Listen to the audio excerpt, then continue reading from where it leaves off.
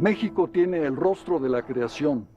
Su territorio, situado entre dos mares, ha visto el paso a lo largo de más de 3000 años de numerosos pueblos, indígenas, europeos, negros y sobre todo mestizos.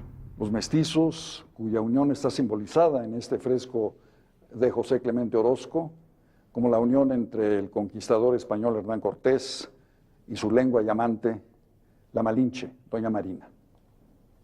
En esta serie de televisión, El alma de México, quisiéramos ofrecer un panorama de las grandes realizaciones artísticas del pueblo mexicano a lo largo de 3 milenios. Desde el punto de vista, claro, la perspectiva del momento actual, pero siempre dentro de un contexto social y político. Para ello, el programa se divide en las etapas principales de la historia de México: el mundo indígena anterior a la conquista española, el virreinato colonial, la etapa de la independencia, el evento señero del siglo XX en México, la Revolución Mexicana, y la era moderna. A lo largo de estos 3000 años, la gran creatividad del pueblo mexicano finalmente se resume en una sola gran civilización ininterrumpida.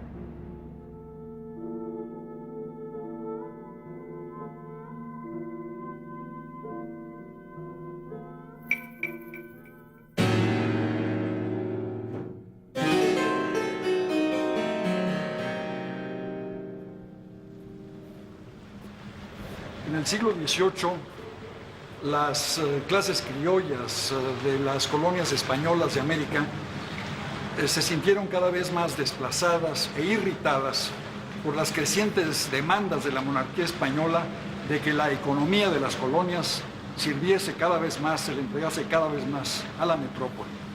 Este sentimiento de humillación y desplazamiento estalló finalmente en 1810 con las revoluciones de independencia que de una manera prácticamente simultánea se extendieron de Buenos Aires a México y de Caracas a Santiago de Chile.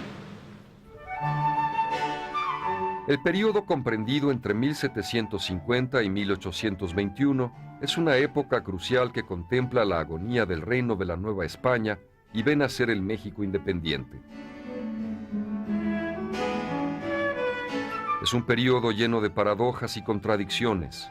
Por un lado se vive el ocaso de una era y por otro se produce un auge cultural sin precedente. Alentado por la Ilustración, movimiento intelectual que sacude a todo el mundo culto de la época. Las ciudades de la Nueva España son las más grandes y prósperas del continente americano, particularmente la Ciudad de México. Sus instituciones científicas y educativas, el arte, la música, el periodismo literario y científico, compiten en calidad con los avances logrados en otras ciudades del mundo.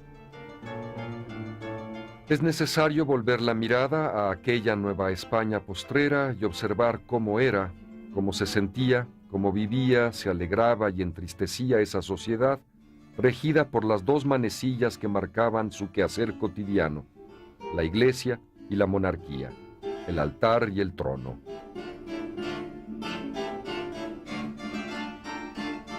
Alrededor de estas dos autoridades transcurrían las horas y los días de niños, hombres y mujeres, jóvenes y ancianos del virreinato.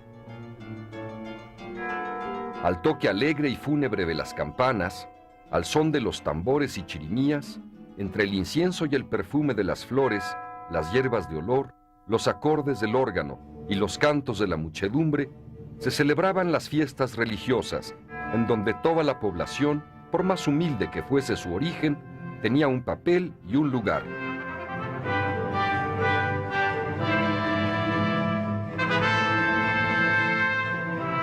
Se sentían a su vez parte de un todo llamado monarquía española, vasallos de un rey a quien se le respetaba y amaba como a un padre distante. Las romerías, las fiestas reales, las corridas de toros se organizaban ante tableros con los retratos de los reyes engalanados y cubiertos de flores. Estas dos autoridades unificaban, quizá tenuemente, a un vasto territorio que abarcaba desde las planicies y montañas de la Alta California, Nuevo México y Texas en el norte, hasta los linderos con la Capitanía General de Guatemala en el sur. En 1700 muere sin descendencia el último Habsburgo español, Carlos II el Hechizado, hundiendo a Europa en la Guerra de la Sucesión Española.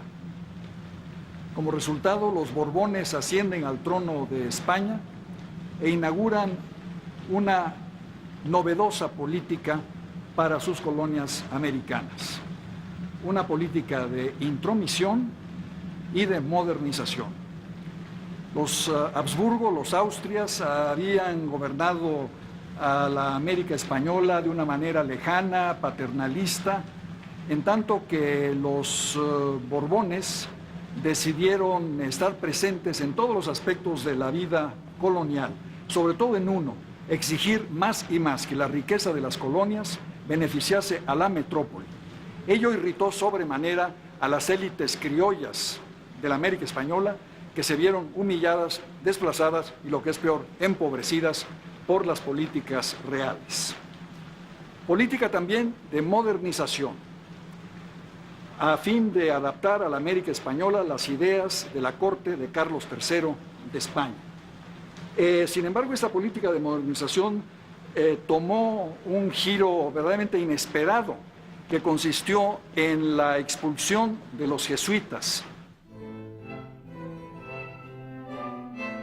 Barrocos por naturaleza, quizá debido a la pluralidad de etnias, lenguas, tradiciones y costumbres de una población cercana a los 6 millones de habitantes, los novohispanos amaban la música, el baile, los paseos, el movimiento ondulado de las fachadas barrocas, el juego de sombras y luces de los retablos dorados, adornados con pintura y esculturas estofadas en oro, en ocres, azules y verdes.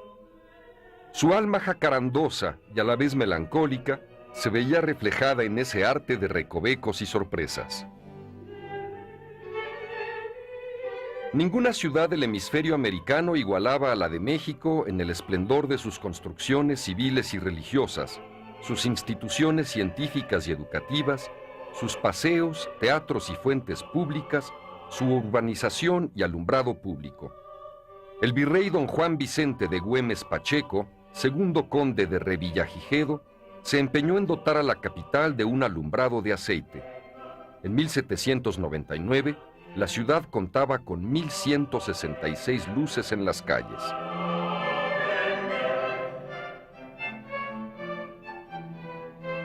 La Ciudad de México bullía con 160,000 habitantes, más de los que tenía Madrid, como bien sabían y se ufanaban los novohispanos. Sin embargo, también encerraba terribles contrastes. Podía ser una metrópoli alegre y ruidosa, elegante y culta en el centro, pero a la vez triste y silenciosa en los barrios donde reinaban la miseria y la ignorancia. Vendedores ambulantes pregonaban sus mercancías con sonoras voces. Artículos de lujo procedentes de Europa y del lejano Oriente, traídos por la nao de China, también llamada nao de Acapulco, se vendían en el Parián o en el Portal de Mercaderes.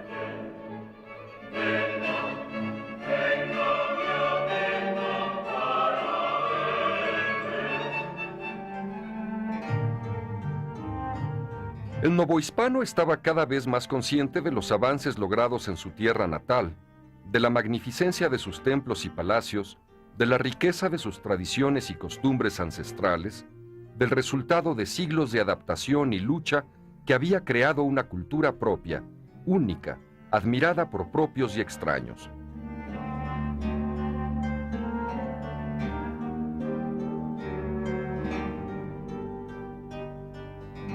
En la segunda mitad del siglo XVIII se respiraban ya los aires de la Ilustración, movimiento caracterizado por la búsqueda de lo racional y la desconfianza de lo emocional, por su afán científico en vez de lo intuitivo, de lo práctico en vez de lo idealista, de la modernidad y el progreso en vez de la tradición y la costumbre.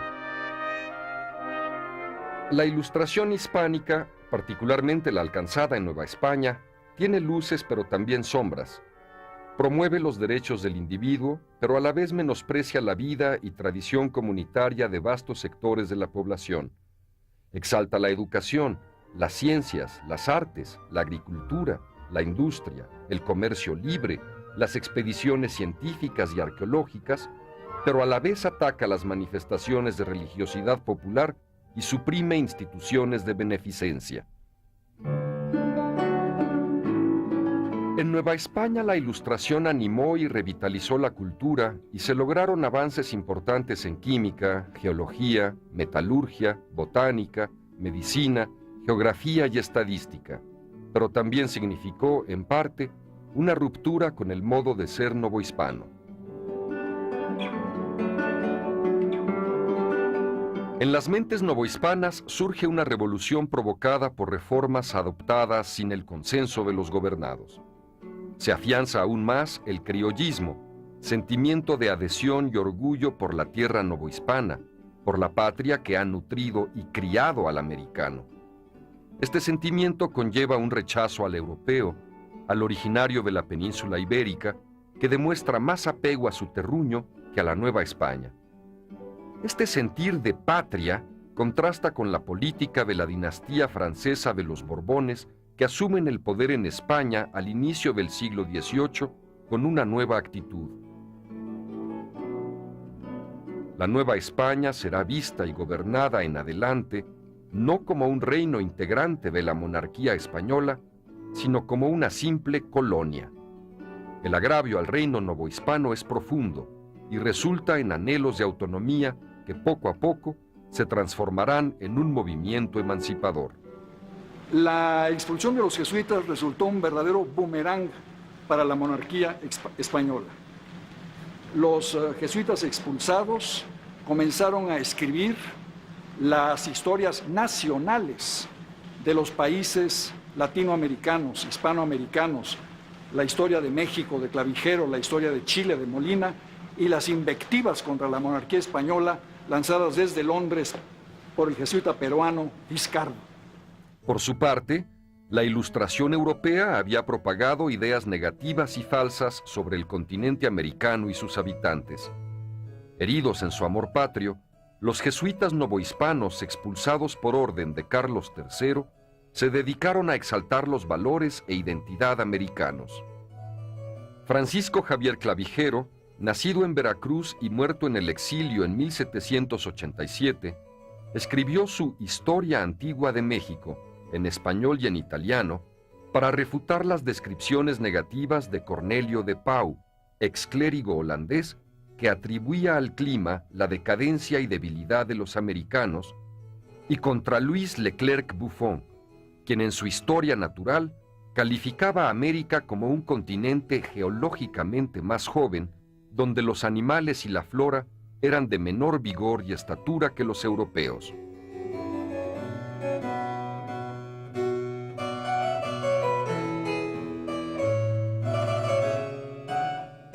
Una de las figuras más preclaras de los científicos ilustrados novohispanos fue José Antonio Alzate y Ramírez, quien dio tempranas muestras de su amor al estudio.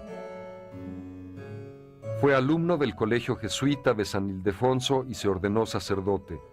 Sus conocimientos le alcanzaron el reconocimiento de instituciones tales como la Academia de Ciencias de París y de la American Philosophical Society de Filadelfia. Fundó además varias publicaciones, entre las que sobresale la Gaceta de Literatura de México, aparecida en 1788.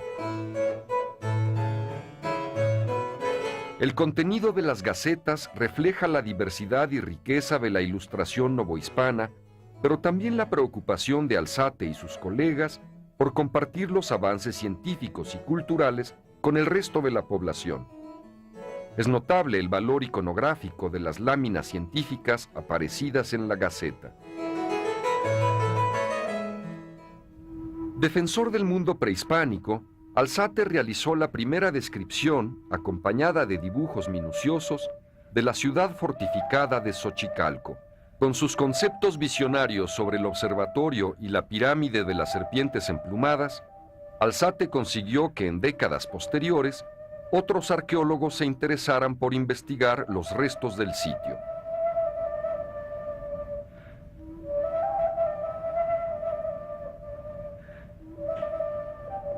En agosto de 1790, ya con Carlos IV en el trono, mientras se realizaban excavaciones para la reparación de las acequias, don Antonio de León y Gama encontró en el centro de la Ciudad de México la monumental escultura de la Coatlicue.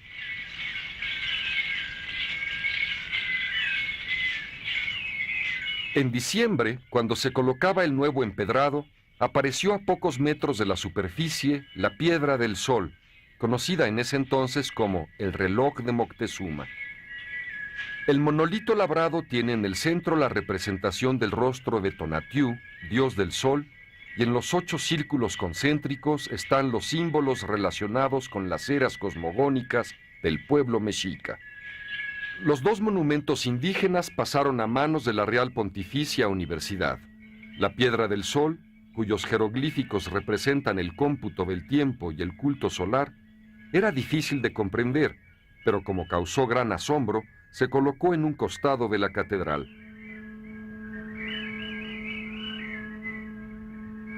En cambio, la Coatlicue volvió a enterrarse, ya que las autoridades eclesiásticas tuvieron miedo de que ante la fuerza de la escultura, los indígenas volvieran a rendirle culto y recuperaran su pasado de idolatría, olvidándose de la fe cristiana.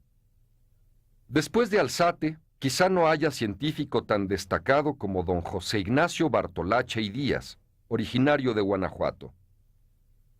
Bartolache publica el primer periódico médico ilustrado del continente americano, titulado Mercurio Volante, con noticias importantes y curiosas sobre física y medicina, como la historia, descripción y uso del termómetro y del barómetro, así como la historia del pulque y el modo de elaborarlo.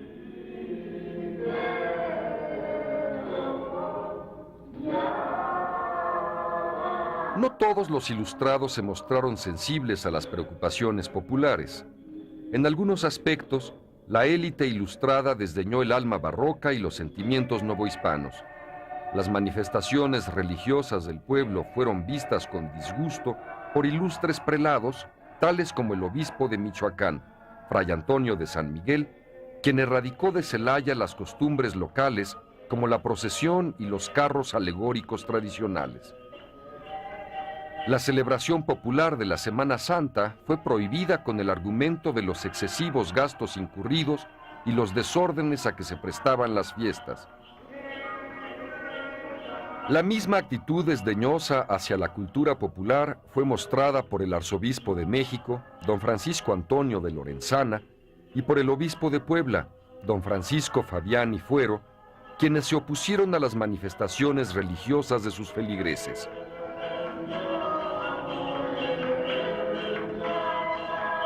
Lorenzana prohibió, bajo pena de 25 azotes, todas las representaciones de la Pasión de Cristo, el palo de los voladores y las danzas del Señor Santiago.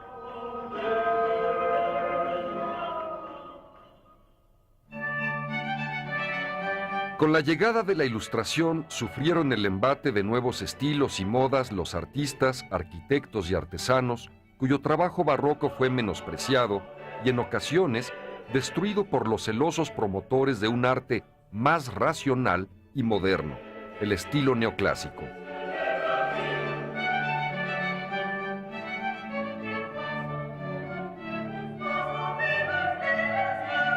En este espíritu fueron destruidas verdaderas joyas del arte novohispano, como lo eran los retablos barrocos, donde los conocimientos y creatividad de arquitectos, pintores, carpinteros y otros especialistas mostraban los alcances logrados por los novohispanos.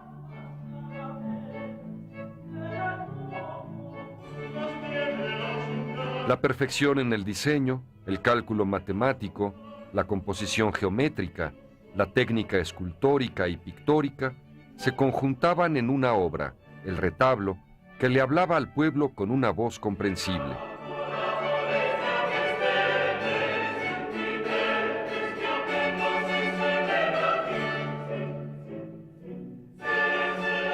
Para Justino Fernández, Francisco Guerrero y Torres y su capilla de El Pocito, en la villa de Guadalupe, fue el último canto del cisne barroco, es decir, fue síntesis ejemplar del gusto por el color, la forma y la textura.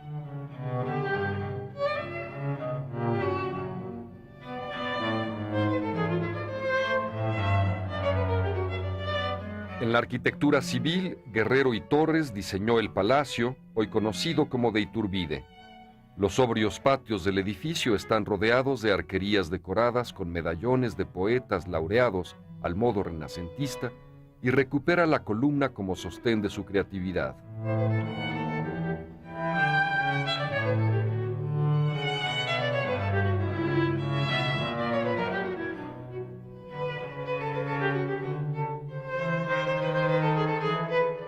Y en la residencia de los condes de Valparaíso desborda una gran imaginación al reunir los más diversos elementos del arte novohispano, indígena y universal: almenas, balcones y gárgolas.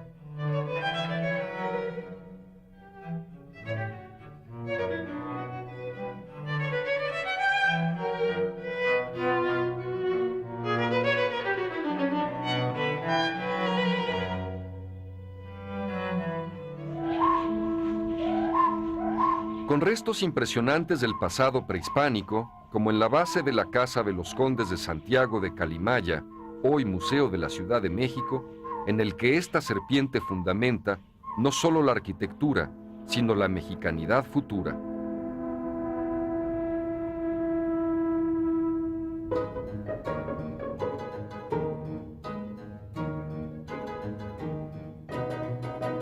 Pero el barroco sobrevivió también en esta segunda mitad del siglo en zonas alejadas de la muy culta y leal Ciudad de México. Una muestra deslumbrante de riqueza creativa la vemos en las fachadas de las misiones de la Sierra Gorda en Querétaro.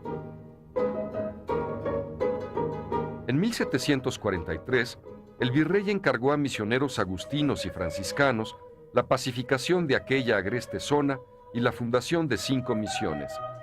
El propósito era evangelizar a los grupos de chichimecas y pames que, según las crónicas de la época, vivían como fieras errantes.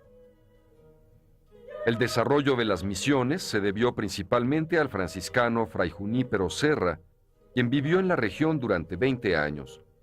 Su estancia coincide con la época más brillante de las misiones. Fueron los indios quienes construyeron y decoraron las iglesias. Los frailes eran los arquitectos y dirigían las obras. En la agreste sierra florece la argamasa en las fachadas de las misiones, asombrosas por su riqueza ornamental.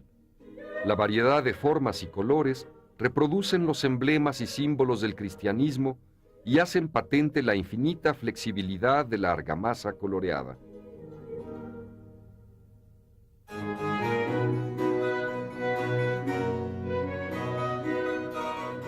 La de Jalpan está dedicada al Señor Santiago, proponiendo la defensa de la fe. Del lado derecho está la Virgen de Guadalupe y del izquierdo Nuestra Señora del Pilar, como una representación de la unión entre España y la Nueva España. La de Landa se consagra a la Inmaculada Concepción como fuente de gracia. Santo Domingo, San Francisco y los 4 santos franciscanos defienden y propagan la fe de la Iglesia.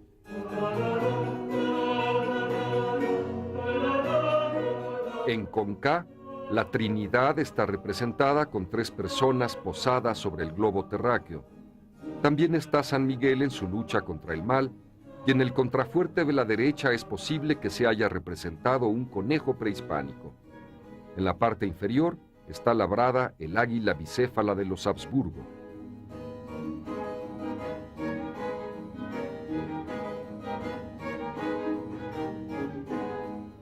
La de Tancoyol tiene una portada con imágenes de ángeles y santos. Está adornada con columnas estípites y en el centro hay un relieve de la estigmatización de San Francisco.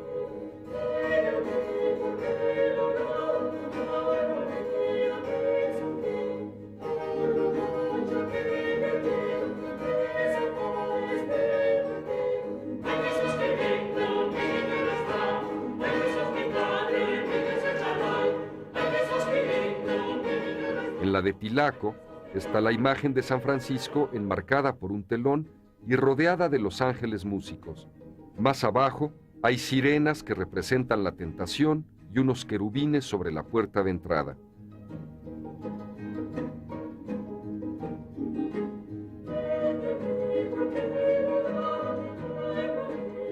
En su afán modernizador, el rey Carlos III prohibió, por decreto, los retablos de madera dorada. El arte barroco se consideró arte bárbaro, y con este espíritu de cambio fueron destruidas verdaderas joyas del arte novohispano, como lo eran los retablos barrocos. Aún así, las tallas de madera natural conservan las formas recargadas y envolventes del barroco italianizante.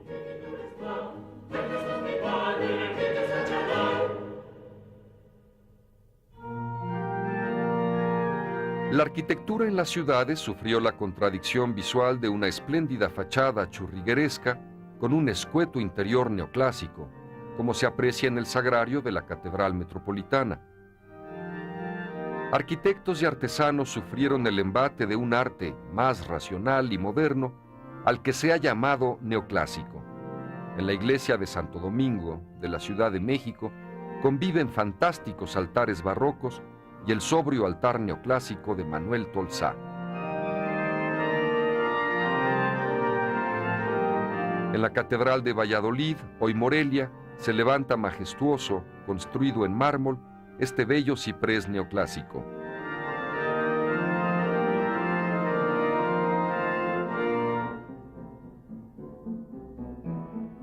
En Nueva España se crearon verdaderas obras maestras del arte neoclásico. Se lograron de calidad tales como el Palacio de Minería de Manuel Tolsá, cuyo diseño refleja la expresión del mundo de la Ilustración. Su fachada, de 90 metros de largo, es una estructura de 3 cuerpos. En su interior destaca su patio principal, de monumentales arcos de medio punto, y la Capilla de Guadalupe, cuyo plafón fue realizado por el pintor Rafael Jimeno y Planes, con 2 temas. Por un lado, la Asunción de María, y por otro, el Milagro de El Pocito. Esta última obra, inaugurada en 1813, nos presenta al pueblo novohispano según la mirada clásica del autor.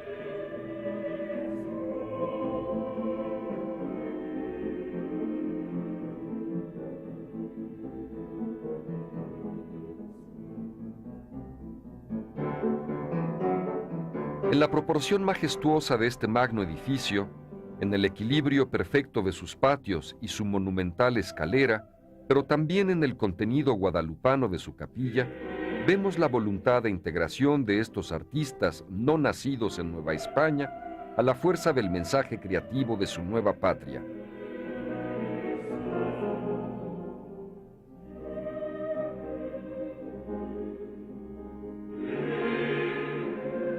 En 1801 comenzó la cimentación del Hospicio Cabañas en la ciudad de Guadalajara, diseñado por Tolsá. El monumental edificio neoclásico tiene una planta rectangular, 23 patios circundados por columnas herrerianas y un elegante pórtico en la entrada principal.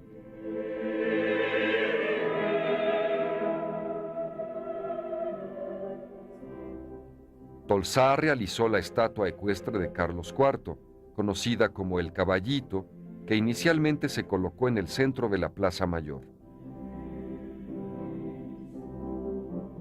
La Catedral Metropolitana, que se comenzó a construir en el siglo XVI, presentaba una arquitectura de lenguajes variados que Tolsá concluyó a la manera neoclásica por medio de una balaustrada, las esculturas de la fe, esperanza y caridad, el reloj en lo alto de la fachada y la linternilla de la cúpula. Fue inaugurada el año de 1810, como si el dar fin a la Catedral Metropolitana aquel año representara, sin nadie saberlo, la agonía de la Nueva España postrera. El artista neoclásico novohispano más importante de este período fue el celayense Eduardo Tres Guerras. Se le llamó el Miguel Ángel mexicano. Era arquitecto, pintor, grabador y poeta. Sus obras más importantes son el Puente y el Templo del Carmen de Celaya, su villa natal. Las Teresitas y la Fuente de Neptuno, en Querétaro, son otras magníficas obras de este artista. Los novohispanos hicieron suyo lo mejor del espíritu de la Ilustración.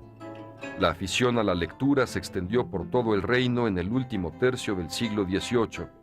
Se crearon grandes instituciones científicas y artísticas, como el Jardín Botánico, las Academias de Bellas Artes y las escuelas para la enseñanza de la música.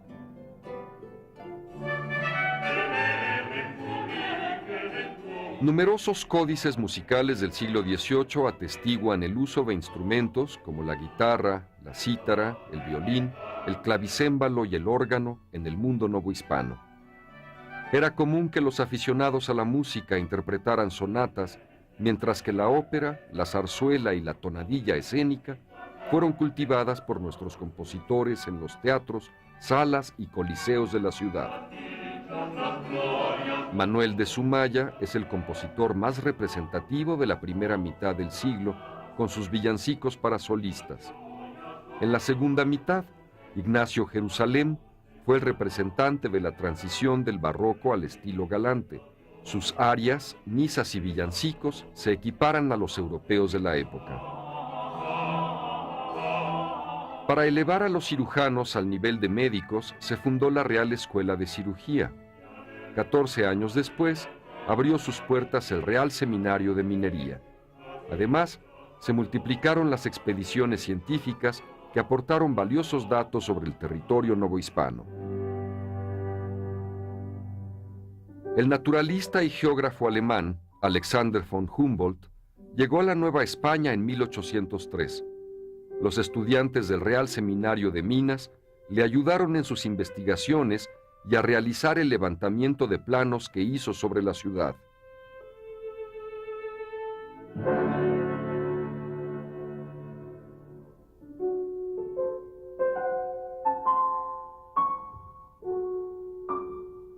Tempranamente, un grupo de artistas novohispanos fundaron en 1754 la Academia o Sociedad de Pintores.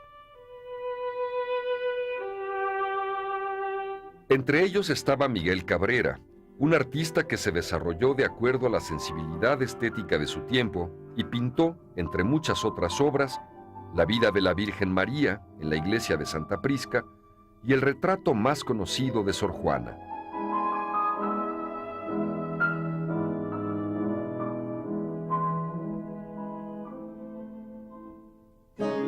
A este grupo perteneció también José de Ibarra. La luz en estas pinturas, el uso de los colores, los temas y las mismas composiciones reflejan un espíritu diferente al de los siglos anteriores.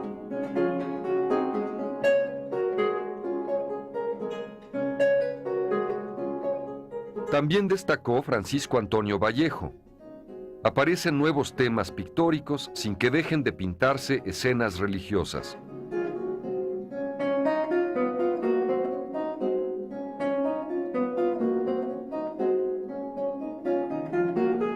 Juan Patricio Morlete elaboró una serie de óleos sobre las batallas de Alejandro Magno. Estas pinturas se basan en grabados franceses populares en Europa y reproducidos en la Nueva España, como antes se hacía con dibujos e impresos flamencos.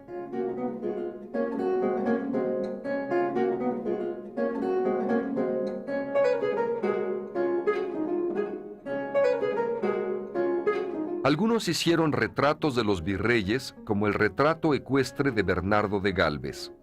El dibujo caligráfico, tan moderno para la época, lo realizó Fray Pablo de Jesús, y la pintura al óleo es obra de Fray Jerónimo.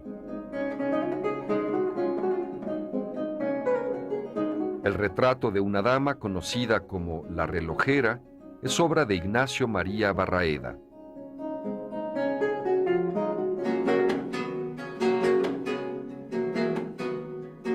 Otros volvieron la mirada hacia sí mismos para plasmar en sus lienzos la vida cotidiana de sus semejantes. Una buena parte de la pintura profana está representada en los retratos de las castas novohispanas.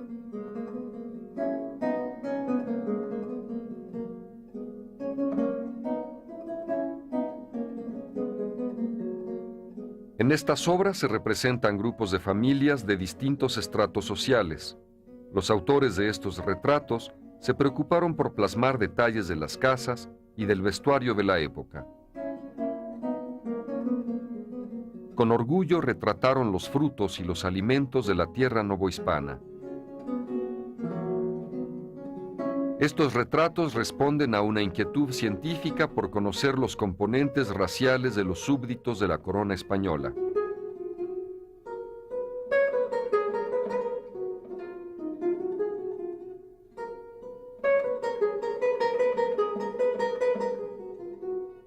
El pintor oaxaqueño Miguel Cabrera también integró escenas de las labores que realizaba la gente común.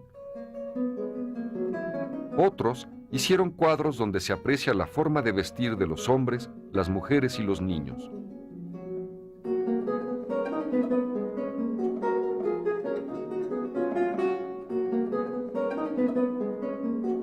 En el siglo XVIII se realizaron planos con trazos muy precisos y pinturas de la Ciudad de México para dejar constancia del desarrollo que entonces tenía la capital de la Nueva España y así tener control sobre el crecimiento de la ciudad. En otros casos, fueron hechos con el propósito de hacer levantamientos catastrales. Los novohispanos estaban orgullosos de su ciudad. Esos lienzos son el testimonio de su afán de buscarse a sí mismos. El marqués de Croix, virrey de la Nueva España, le echó todavía más leños al fuego, declarando: el deber de los súbditos del rey de España en América es simplemente callar y obedecer. A estos hechos se sumaron influencias crecientes de las ideas de la Ilustración europea, la influencia de la Revolución de Independencia norteamericana, la Revolución francesa, y solo faltaba una gota que colmara el vaso, un pretexto, y este fue la invasión napoleónica de España y la separación del trono del monarca Fernando VII. Entonces, si no había rey de España en España, ¿por qué habría rey de España en América?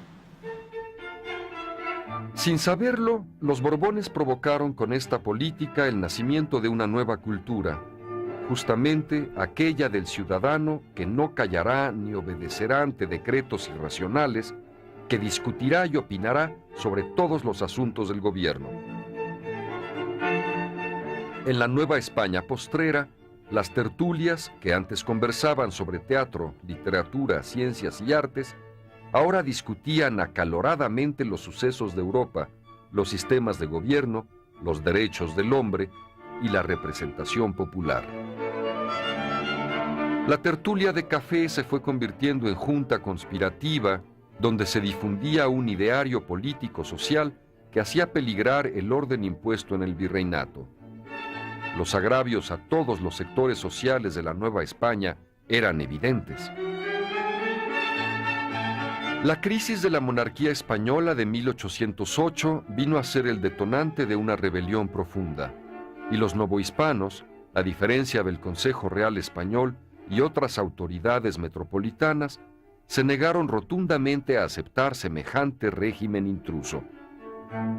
La cabeza y voz del Reino de Nueva España, el ayuntamiento de la capital, propuso al virrey José de Iturrigaray la reunión de una junta de representantes de cada provincia para gobernar en nombre del rey Fernando VII. Los europeos peninsulares, comerciantes principalmente, y funcionarios acostumbrados a la nueva política borbónica, se opusieron terminantemente, pues consideraban a Nueva España como una colonia, un pueblo subordinado sin personalidad propia. Los europeos tomaron una determinación fatal. Por medios violentos aprehendieron al virrey Iturrigaray y a toda su familia y pusieron en su lugar a Pedro Garibay.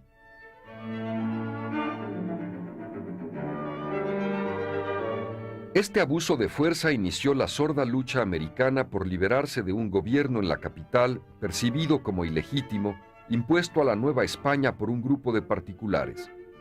El diálogo se había roto. Los americanos se refugiaron en juntas secretas que se multiplicaron en la capital y en las provincias.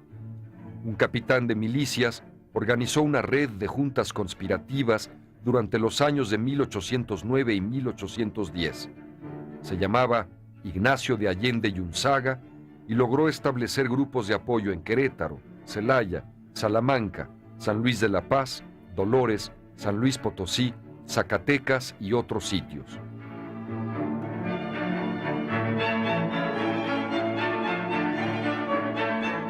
En este tenor se inicia la insurrección en el pueblo de Dolores, en Guanajuato. Entre las 6 y las 8 de la mañana del domingo 16 de septiembre de 1810, el cura de la parroquia, don Miguel Hidalgo y Costilla, encabeza lo que será una guerra civil que perdurará por 11 largos años.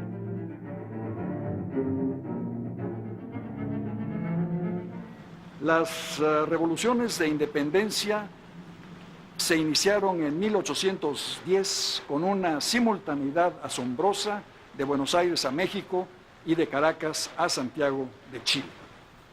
Pero hubo una diferencia, y es que las revoluciones sudamericanas fueron encabezadas por la aristocracia criolla, en tanto que la revolución mexicana fue obra de una insurgencia popular dirigida por dos humildes párrocos de aldea, los curas Hidalgo y Morelos.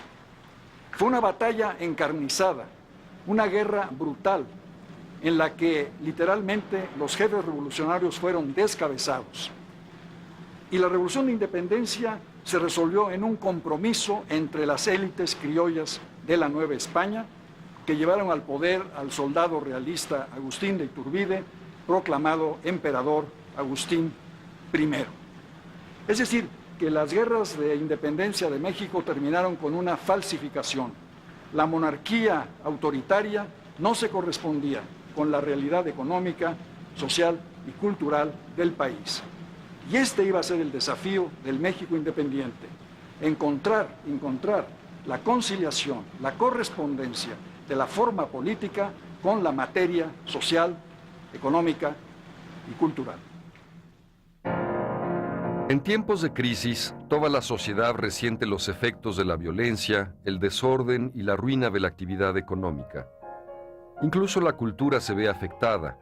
Durante la Guerra de Independencia se cerraron muchas escuelas, se clausuró la universidad, se paralizó la construcción de obras públicas y privadas. Las actividades en la Real Academia de Nobles Artes de San Carlos se vieron seriamente afectadas y el jardín botánico se marchitó. Los estudiantes del Real Colegio de Minas cambiaron sus trabajos académicos por prácticas a favor de los insurgentes o en apoyo al gobierno virreinal. Los escritores dejaron de preocuparse por la literatura y utilizaban su talento a favor o en contra de alguno de los bandos contendientes. Burlonamente, los periodistas insurgentes eran llamados los cañones de guajolote. Pero su lucha fue eficaz. Hombres de letras como Carlos María Bustamante, Andrés Quintana Roo, Servando Teresa de Mier y muchos otros combatieron más con la pluma que con la espada.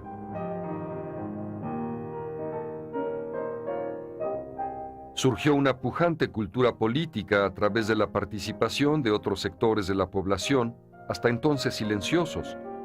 El 29 de noviembre de 1810, desde Guadalajara, Miguel Hidalgo declara que siendo contra los clamores de la naturaleza el vender a los hombres, quedan abolidas las leyes de esclavitud. Deberán los amos, sean americanos o europeos, darles libertad dentro del término de 10 días, so pena de muerte. Por ese entonces, en España se iniciaba una revolución política que se extendió por toda la monarquía española. 8 días después del levantamiento de Miguel Hidalgo en Dolores, se iniciaban los trabajos de las Cortes de Cádiz. Las leyes emanadas de este cuerpo legislativo serían las más avanzadas del liberalismo europeo de la época, y en su elaboración participaron los diputados novohispanos que aportaron, junto con sus colegas españoles peninsulares, un documento crucial de la cultura política del siglo XIX, la Constitución de 1812.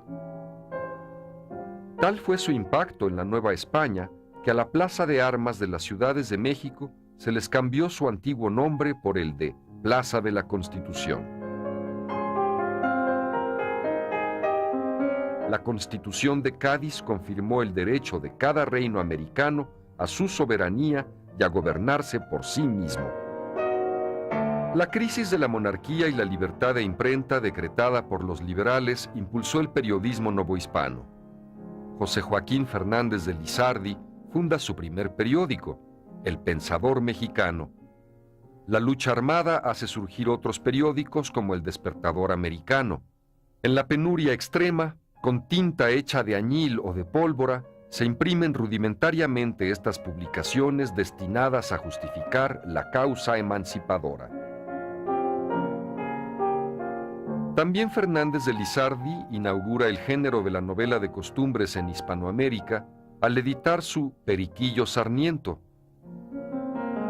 creando el personaje del pícaro mestizo, crítico, mordaz y atrevido. En medio de la lucha se lograron avances en el campo democrático. Los diputados insurgentes, perseguidos, sin techo y con hambre, concluyeron un documento conocido como la Constitución de Apatzingán, que refleja una cultura política ilustrada y patriótica. El padre Mier describía así el contexto en que el proyecto de Mina se hizo posible. Este México es el que detiene a todos, el que obsta para que las demás partes de América que tienen en Londres sus ministros obtengan el reconocimiento. Todos sus votos se dirigen hacia la libertad de México, sin la cual la del resto es efímera.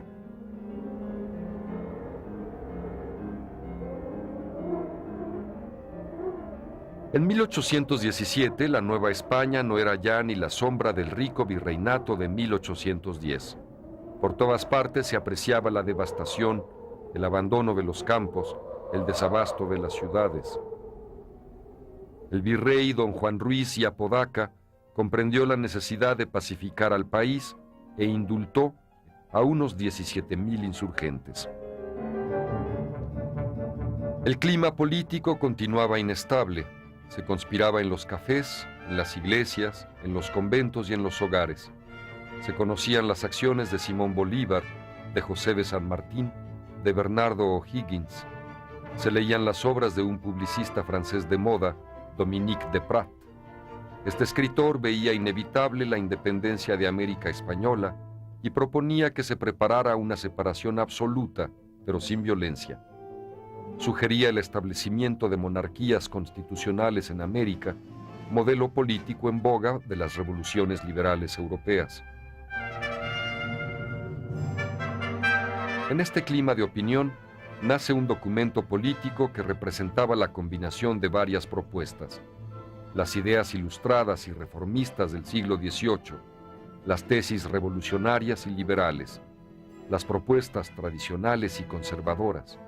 Un documento conciliador que intentaba recoger las aspiraciones novohispanas manifestadas desde 1808 y a lo largo de la guerra civil de casi 11 años.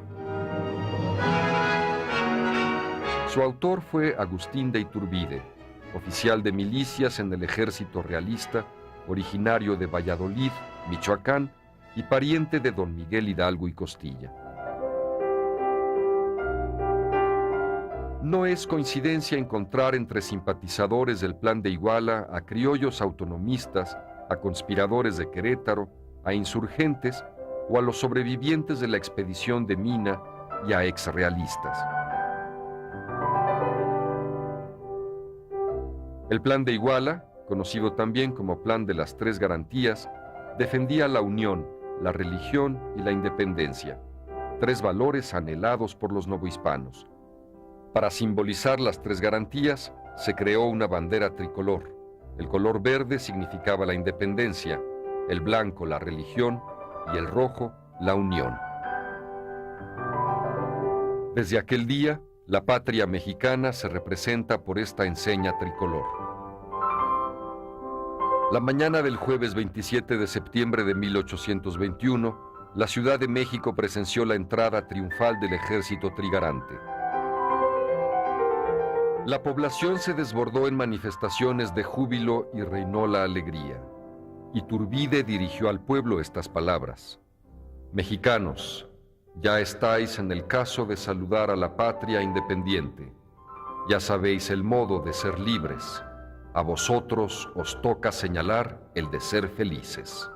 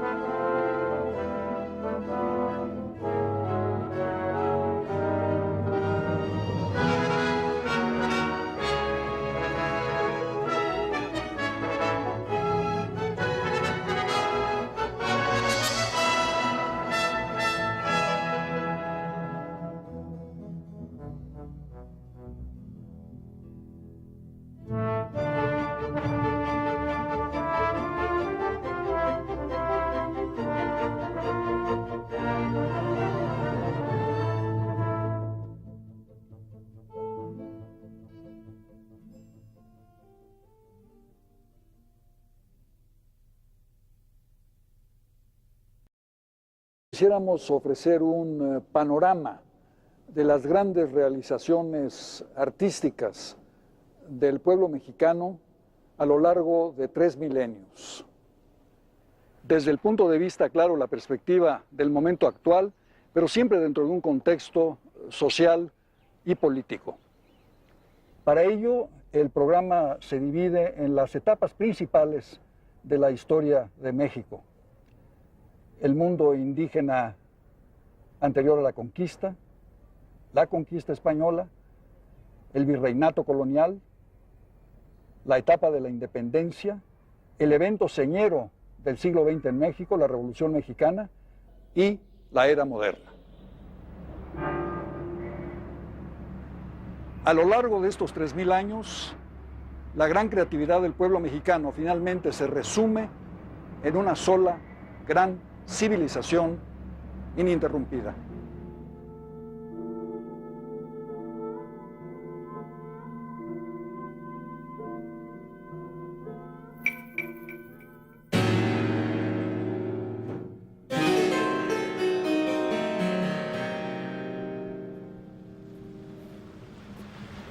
En el siglo XVIII, las clases criollas de las colonias españolas de América se sintieron cada vez más desplazadas e irritadas por las crecientes demandas de la monarquía española de que la economía de las colonias sirviese cada vez más, se le entregase cada vez más a la metrópoli. Este sentimiento de humillación y desplazamiento estalló finalmente en 1810 con las revoluciones de independencia que de una manera prácticamente simultánea se extendieron de Buenos Aires a México y de Caracas a Santiago de Chile. El periodo comprendido entre 1750 y 1821 es una época crucial que contempla la agonía del reino de la Nueva España y ve nacer el México independiente. Es un periodo lleno de paradojas y contradicciones. Por un lado se vive el ocaso de una era y por otro se produce un auge cultural sin precedente. alentado por la Ilustración, movimiento intelectual que sacude a todo el mundo culto de la época. Las ciudades de la Nueva España son las más grandes y prósperas del continente americano, particularmente la Ciudad de México. Sus instituciones científicas y educativas, el arte, la música, el periodismo literario y científico compiten en calidad con los avances logrados en otras ciudades del mundo. Es necesario volver la mirada a aquella Nueva España postrera y observar cómo era, cómo se sentía, cómo vivía, se alegraba y entristecía esa sociedad, regida por las dos manecillas que marcaban su quehacer cotidiano, la iglesia y la monarquía, el altar y el trono.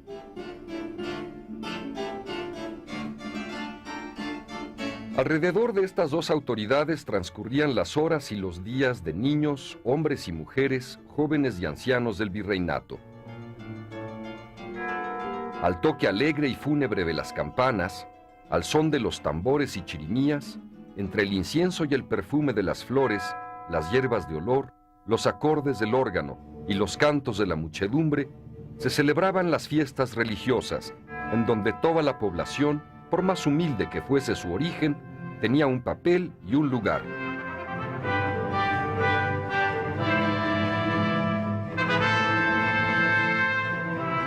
Se sentían a su vez parte de un todo llamado monarquía española, vasallos de un rey a quien se le respetaba y amaba como a un padre distante. Las romerías, las fiestas reales, las corridas de toros se organizaban ante tableros con los retratos de los reyes engalanados y cubiertos de flores. Estas dos autoridades unificaban, quizá tenuemente, a un vasto territorio que abarcaba desde las planicies y montañas de la Alta California, Nuevo México y Texas en el norte, hasta los linderos con la Capitanía General de Guatemala en el sur. En 1700 muere sin descendencia el último Habsburgo español, Carlos II el Hechizado, hundiendo a Europa en la Guerra de la Sucesión Española. Como resultado, los Borbones ascienden al trono de España e inauguran una novedosa política para sus colonias americanas, una política de intromisión y de modernización. Los Habsburgo, los Austrias, habían gobernado a la América española de una manera lejana, paternalista, en tanto que los Borbones decidieron estar presentes en todos los aspectos de la vida colonial, sobre todo en uno, exigir más y más que la riqueza de las colonias beneficiase a la metrópoli.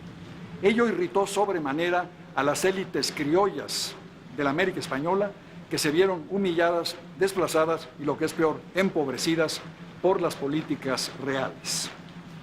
Política también de modernización, a fin de adaptar a la América española las ideas de la corte de Carlos III de España. Sin embargo, esta política de modernización tomó un giro verdaderamente inesperado, que consistió en la expulsión de los jesuitas. Barrocos por naturaleza, quizá debido a la pluralidad de etnias, lenguas, tradiciones y costumbres de una población cercana a los 6 millones de habitantes, los novohispanos amaban la música, el baile, los paseos, el movimiento ondulado de las fachadas barrocas, el juego de sombras y luces de los retablos dorados, adornados con pintura y esculturas estofadas en oro, en ocres, azules y verdes. Su alma jacarandosa y a la vez melancólica se veía reflejada en ese arte de recovecos y sorpresas.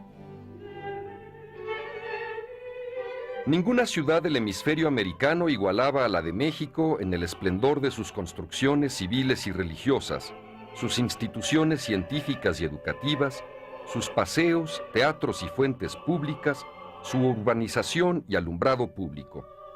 El virrey don Juan Vicente de Güemes Pacheco, segundo conde de Revillagigedo, se empeñó en dotar a la capital de un alumbrado de aceite. En 1799, la ciudad contaba con 1,166 luces en las calles.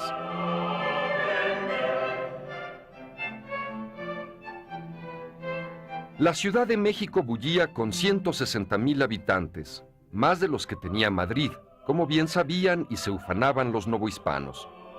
Sin embargo,